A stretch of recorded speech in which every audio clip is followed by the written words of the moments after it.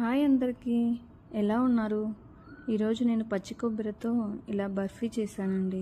Super అంటే సూపర్గా ఉంది. మీరు తప్పకుండా ట్రై చేయండి. ఇలా పచ్చి కొబ్బరిని మిక్సీ పట్టి ఒక బాక్స్లో ఉంచా.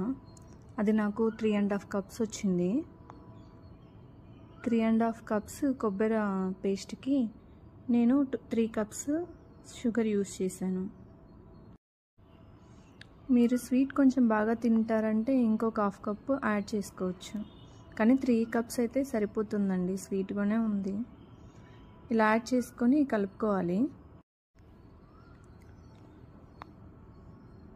ఇలా అంతా బాగా మిక్స్ చేసుకొని స్టవ్ పైన పెట్టుకోవాలి.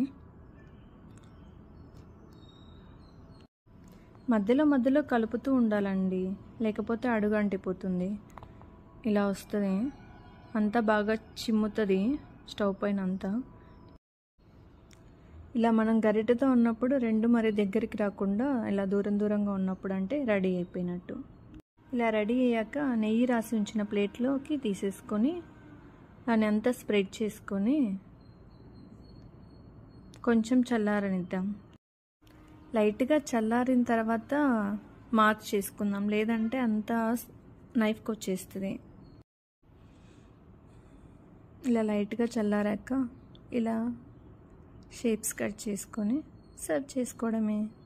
చాలా ఈజీ అండి, కొంచెం టైం పడుతుంది అంతే. Thanks for watching. Please subscribe.